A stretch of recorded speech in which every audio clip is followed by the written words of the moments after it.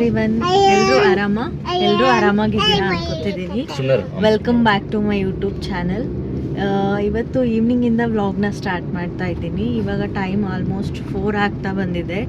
Actually ಇವತ್ತು 4ಗೆ ಸೂ from so ಮೂವಿಗೆ book ಮಾಡಿದ್ದಾರೆ. Movie release ಆದಾಗಿಂದ ಇವತ್ತಿನ ತನಕನೂ ಡೈಲಿ ಚೆಕ್ ಮಾಡಿದ್ದಾರೆ ಟಿಕೆಟ್ ಸಿಗುತ್ತಾ ಅಂತ. ಫೈನಲಿ ಇವತ್ತು ಸಿಕ್ತು. ನಮ್ಮ ಮನೆಯವರು ತುಂಬ ವೆಯ್ಟ್ ಮಾಡಿ ನೋಡ್ತಾ ಇರೋ ಮೂವಿ. ನಮ್ಮಿಬ್ಬರಿಗೆ ಸ್ವಲ್ಪ ಮೂವಿ ನೋಡೋ ಹುಚ್ಚು ಜಾಸ್ತಿ. ಅಥರ್ವ ಎಲ್ಲಿ ಹೆದರ್ಕೋತಾನೋ ಅಂತ ಹೋಗ್ತಿರ್ಲಿಲ್ಲ. ಇನ್ನು ಅವನು ಎಂಜಾಯ್ ಮಾಡ್ತಾನೆ ಅಂತ ಗೊತ್ತಾಯ್ತಲ್ಲ ಲಾಸ್ಟ್ ಟೈಮ್ ಹೋದಾಗ. ಸೊ ಆಮೇಲೆ ಈ ಮೂವಿ ಬಗ್ಗೆ ಇರೋ ಟಾಕ್ಸ್ ಕೇಳಿಬಿಟ್ಟು ಫುಲ್ ಕ್ಯೂರಿಯಸ್ ಆಗಿದ್ದೀವಿ, ಯಾವ ಥರ ಇದೆ ನೋಡಬೇಕು ಅಂತ. ನಮ್ಮ ಮನೆಯವರಂತೂ ಫುಲ್ ವೆಯ್ಟ್ ಮಾಡ್ತಿದ್ದಾರೆ. ಹೇಳ್ರಿ ನಿಮ್ಮ ಎಕ್ಸೈಟ್ಮೆಂಟ್. ಸೊ ನೋಡಬೇಕು ಯಾವ ಥರ ಇರುತ್ತೆ ಅಂತ. ಫುಲ್ ಕಾಮಿಡಿ ಇದೆ ಅಂತ ಮಾತ್ರ ಗೊತ್ತಾಯಿತು. ಸೊ ಇವಾಗ ಮೂವಿಗೆ ಹೋಗ್ತಾ ಇದ್ದೀವಿ. ಅಥರ್ವನು ಎಕ್ಸೈಟ್ ಆಗ್ಬಿಟ್ಟಿದ್ದಾನೆ. ಅವಾಗಿಂದ ಕೇಳ್ತಿದ್ದಾನೆ, ಅಮ್ಮ ನಾವು ಮೂವಿ ನೋಡೋಕ್ಕೆ ಕಾರಲ್ಲಿ ಹೋಗ್ತಾ ಇದ್ದೀವಿ ಅಂತ. ಏನು ಮಾಡ್ತಿದ್ದೀವಿ ಗುಂಡು? ಎಲ್ಲಿಗೆ ಹೋಗ್ಲಿಕ್ಕತ್ತೀವಿ? ಯಾವ ಮೂವಿ ಹೇಳು? ಸೂ ಫ್ರಮ್ ಸೋ.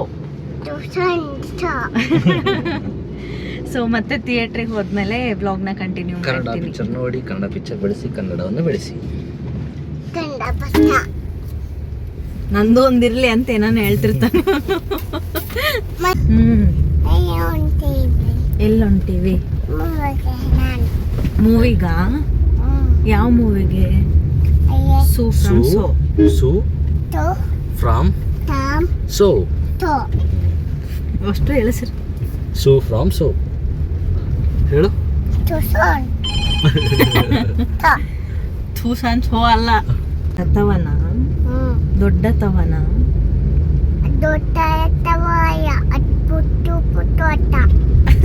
ಪುಟ್ಟು ಪುಟ್ಟನ ಸಣ್ಣ ಪಾಪನ ಏನ್ ಮಾಡ್ಲಿಕ್ಕತ್ತಾನಂತ?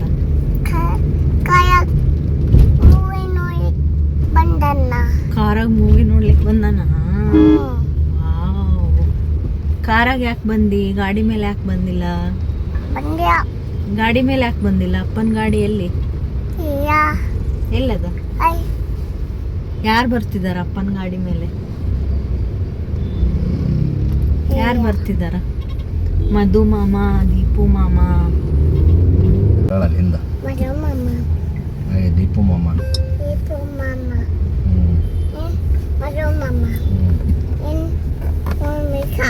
ಚಿನ್ನಿ ಅಕ್ಕ ಎಲ್ಲಿದ್ದಾಳ? ಚಿನ್ನಿ ಅಕ್ಕ ಎಲ್ಲಿದ್ದಾಳಪ್ಪ? ಸ್ಕೂಲಾಗ. ದೀಪು ಮಾಮ ಎಲ್ಲಿ ಹೋಗ್ಬೇಕು? ಪಿಜಿಗೆ ಹೋಗನ್ಬೇಕ?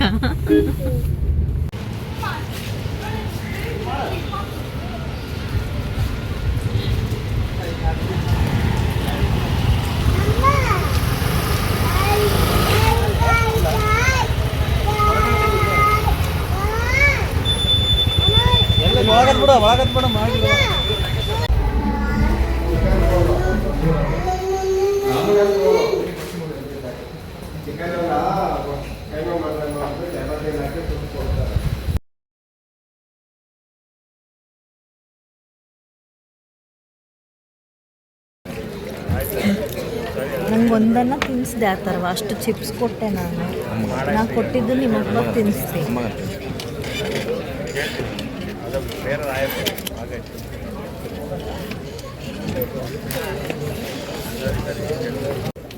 ಹಾಯ್. ಏ ದೀಪು ಹಾಯ್ ಮಾಡ್ರಿ ಇಬ್ರು.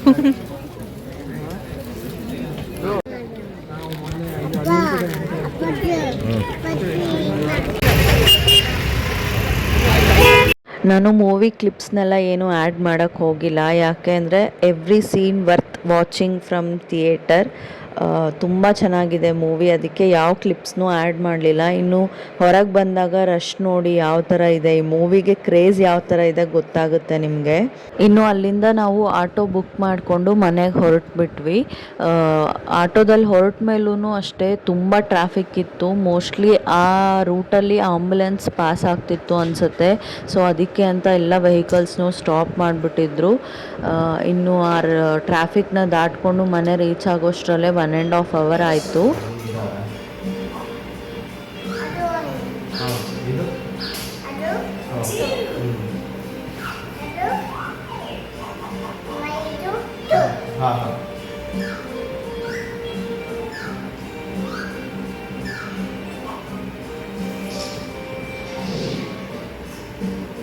ಮತ್ತೆ ಇದು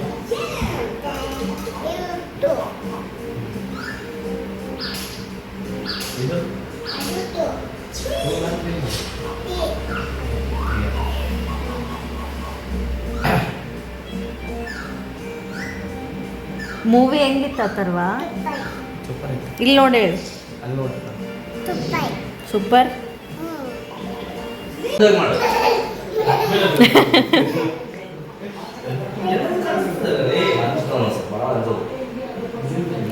ಏ ಮೂವಿ ಹೆಂಗಿತ್ತು ಹೇಳಲೇ ಇಲ್ಲ ನೀವೆಲ್ಲರೂ. ರೀ ಮೂವಿ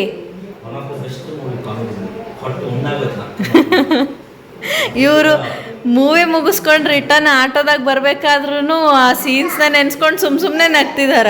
ಆಟೋ ಡ್ರೈವರ್ ಯಾವ ಮೂವಿಗೆ ಹೋಗಿದ್ರಿ ಅಂತ ಕೇಳಿದ್ರಿ ಇವ್ರು ನಗದ್ ನೋಡಿ.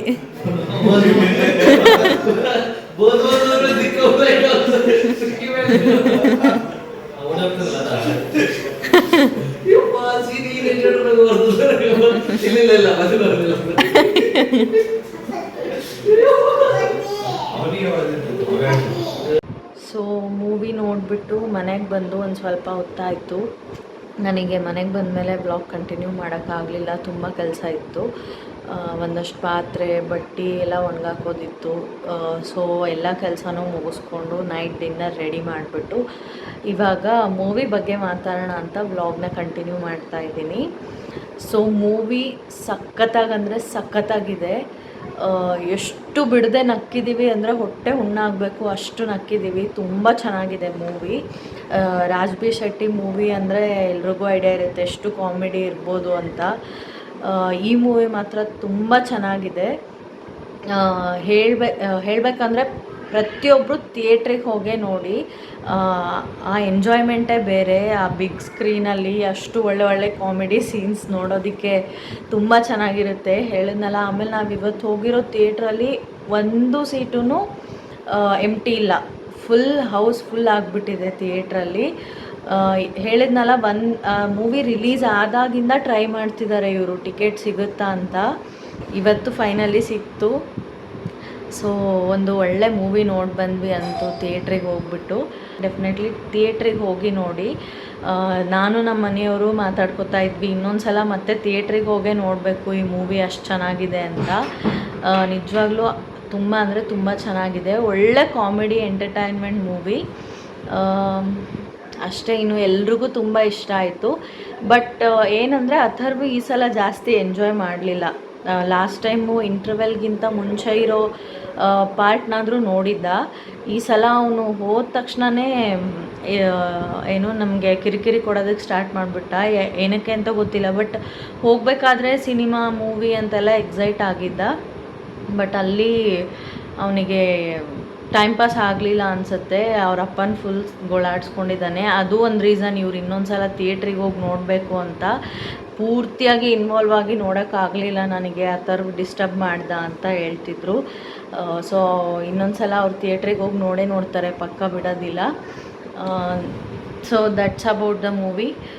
ಇನ್ನು ಹೇಳಿದ್ನಲ್ಲ, ಇವಾಗ ಡಿನ್ನರ್ಗೆಲ್ಲ ರೆಡಿ ಆಗಿದೆ. ಅಥರ್ವಂಗೆ ಊಟ ಮಾಡಿಸ್ಬಿಟ್ಟು ನಾವು ಎಲ್ಲರೂ ಊಟ ಮಾಡಿ ಮಲ್ಕೊಳ್ಳೋದಷ್ಟೇ. ನಮ್ಮ ಕಸಿನ್ಸು ಬಂದಿದ್ದಾರೆ ಮನೆಗೆ.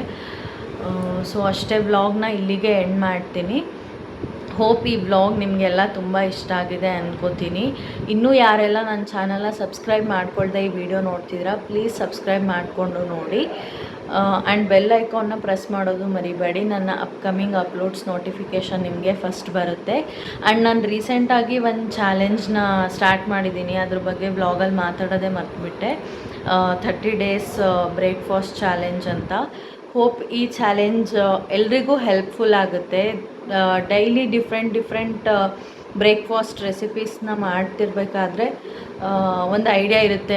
ಹೆಣ್ಮಕ್ಳಿಗಿರೋ ದೊಡ್ಡ ಟಾಸ್ಕ್ ಅಂದ್ರೇ ನೆಕ್ಸ್ಟ್ ಡೇ ಬೆಳಗ್ಗೆ ಎದ್ಬಿಟ್ಟು ಏನಪ್ಪ ಟಿಫನ್ ಮಾಡೋದು, ಏನಪ್ಪ ಅಡುಗೆ ಮಾಡೋದು ಅಂತ.